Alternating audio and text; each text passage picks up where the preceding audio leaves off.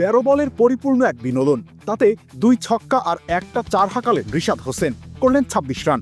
আর তার এই ক্যামিও ইনিংসেই বাংলাদেশের রানটা 200-এর উপরে গেল। অল আউট হওয়ার আগে বোর্ডে জমা করে 207 রান। মিরপুরের শেরেবাংলা জাতীয় ক্রিকেট স্টেডিয়ামের উইকেট অনেক চেষ্টার পরেও পরিবর্তন করা যায়নি। চিরচেনা মন্থর উইকেট যেন ওয়েস্ট ইন্ডিজের বিপক্ষে মন্থরতার চূড়ান্তই দেখালো। বাংলাদেশ প্রথম 50 রান তুলতেই খরচ করে ফেলে 97টি বল।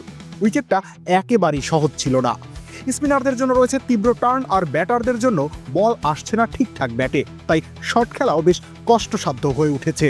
ইনিংস জুড়ে বাংলাদেশের রান রেট ছিল ওভার প্রতি 3 থেকে 4-এর আশেপাশে। 8 রানের মধ্যে 2 উইকেট পতনের পর একটু রয়ে-সই খেলে তাওহিদ হৃদয় ও নাজমুল হোসেন শান্ত। 120 বলে 71 রানের জুটি গড়েন তারা। হৃদয় 90 বল খেলে করেন 51 রান। বাংলাদেশের ইনিংসে একটাই হাফ সেঞ্চুরি। অভিষিক্ত মাহিদুল ইসলাম অঙ্কন 76 বলে 46 রান করে বাংলাদেশকে 200-এর পথে নিয়ে যান, আর শেষটা রাঙিয়ে দেন রিশাদ হোসেন। আর এটা ওইটা না, কাপড় ধোয়ার একটাই সলিউশন, চাকা অল ইন ওয়ান। পুরো ইনিংস জুড়ে ডট বলের পরিমাণ শতকরা 61 ভাগ। সেখানে শেষ 50 রান তুলতে বাংলাদেশ খরচ করে 44 বল। শেষ 10 ওভারে বাংলাদেশ 6 উইকেট হারালেও বোর্ডে জমা করতে পেরেছে 67 রান।